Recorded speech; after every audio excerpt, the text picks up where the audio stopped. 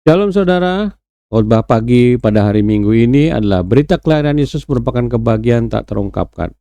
Haleluya, sebentar lagi kita memasuki Natal, sudah bersiap-siap, baju baru, undangan-undangan, kue-kue, Bapak Ibu sekalian. Ada satu sukacita, kita berkumpul bersama keluarga, walaupun mungkin ada keluarga yang tahun lalu ada, tahun ini sudah tidak ada, menimbulkan kesedihan, tetapi kegembiraan itu luar biasa Bapak Ibu sekalian. Oleh sebab itu kita yang telah lama mengenal Tuhan Yesus seharusnya lebih dalam lagi dalam memperingati Natal ini Bapak Ibu sekalian. Apa itu yang kita perlu ingatkan? Kita tahu bahwasanya kelahiran Tuhan Yesus merupakan kabar baik, kabar gembira bagi dunia ini Bapak Ibu sekalian. Ada satu kepastian di dalam hari depan, di dalam keselamatan bersama Tuhan. Tetapi kita harus ingat bahwasanya dalam Roma 6 ayat 23 dikatakan upah dosa ialah maut, tetapi karunia Allah ialah hidup yang kekal dalam Kristus Yesus Tuhan kita. Upah dosa adalah maut. Bapak Ibu sekalian, seperti dikatakan dalam Roma 3 ayat 23-24 dikatakan karena semua orang telah berbuat dosa dan telah kehilangan kemuliaan Allah, dan oleh karena kasih karunia telah dibenarkan dengan cuma-cuma karena penebusan dalam Kristus Yesus. Kembali, kabar gembira, kita yang berdosa ketika kita percaya Yesus sebagai Tuhan dan Juru Selamat, maka semuanya itu kita akan dipulihkan menjadi anak-anak Allah dengan benih ilahi Allah masuk dalam kerajaan Allah. Bapak Ibu sekalian, kabar Natal ini tidak seharusnya berhenti di kita senang, kita berkumpul bersama keluarga, makan-makan dan sebagainya, tetapi ini harus diwartakan Bapak Ibu sekalian. Seperti apa yang dikatakan di dalam Matius 28 ayat 19, karena itu pergilah jadikanlah semua bangsa muridku dan baptislah mereka dalam nama Bapa dan Anak dan Roh Kudus. Bapak Ibu sekalian, seharusnya makna Natal tidak berhenti di dalam diri kita, tidak berhenti dalam keluarga kita, tetapi kita ajak bahwa kabar gembira ini, kabar sukacita ini harus kita sampaikan kepada dunia. Apakah kita, anak kita, cucu kita, orang tua kita, bahkan nenek, kakek kita kalau memang masih ada, harus menyampaikan semuanya itu. Karena disitulah bagian untuk memperkenalkan kabar baik ini.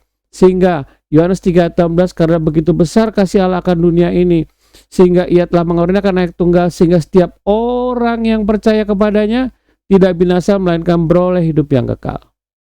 Ketika kita mewartakan ini Bapak sekalian, kita lihat dalam Roma 10 ayat 17 dikatakan jadi iman timbul dari pendengaran, dan pendengaran oleh firman Kristus.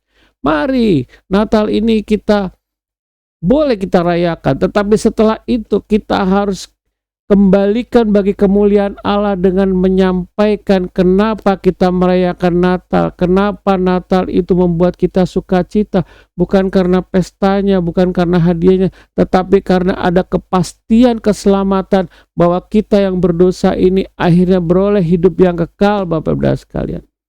Mungkin ketika anak kita bertanya kenapa kita merayakan Natal, kita bukan saja masalah Santa Claus atau yang lain atau hadiahnya, bukan. Kita mulai belajar menyatakan apa arti Natal sebenarnya.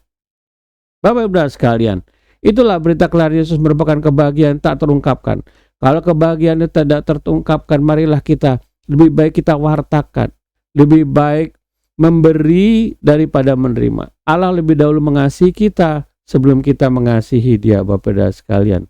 Dan disitulah Bapak Ibu, ketika kita mewartakan Tuhan Yesus Kristus, kita juga sedang mempersiapkan semua orang memasuki dalam kekekalan. Di dalam Efesus 1 ayat 14 dikatakan bahwasanya ada Roh Kudus yang dimateraikan sampai pada akhirnya. Ketika kita bersama Tuhan Yesus Kristus, kita juga sudah mulai disiapkan untuk mengenal Allah Bapa. Karena apa Bapak Ibu sekalian?